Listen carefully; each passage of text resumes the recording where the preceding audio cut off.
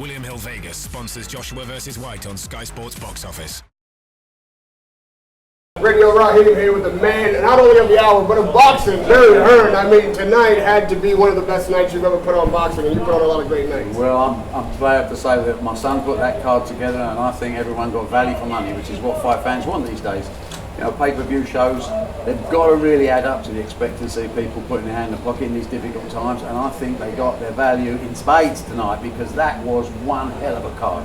Now, that's true. Now, which fighter, sitting out from the audience now, you say your son put this on, so you were a spectator. Which fight did you enjoy the most? Which fighter was fighter of the night? It was difficult because there was some sadness in the night. Obviously, Luke Campbell lost his unbeaten record. He's one of our fighters, Olympic gold medalist. Expected more, disappointed, surprised by that result. Kevin Mitchell, we knew was in with a banger. You know, the Venezuelan kid can hit.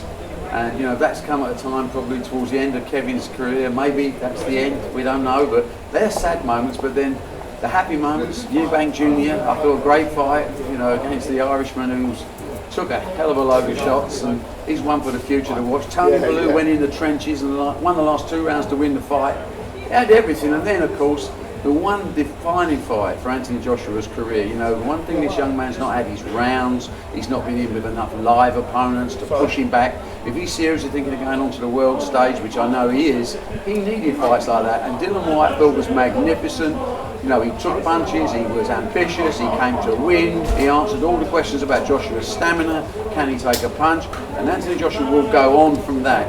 Trust me when I tell you, and take the words of an old man with grey hair, this kid is the best heavyweight in the world now.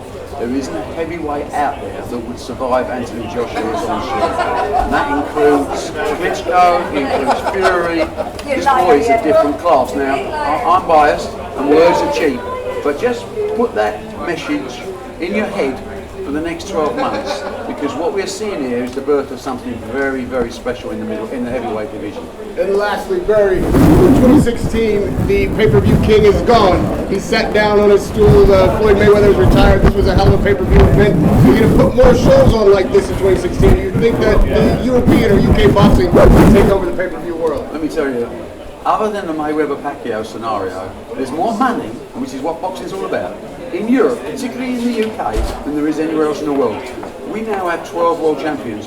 Trust me, and I'm very, complimentary about American fighters, but we have the best in the world now, and we can finance it. We don't need to go to America anymore. The Americans are going to need to come to us. Barry Hearn, it's always an honor, man. A pleasure to talk to you. Thank you, Radio Raheem with Barry Hearn. William Hill Vegas sponsors Joshua vs. White on Sky Sports box office.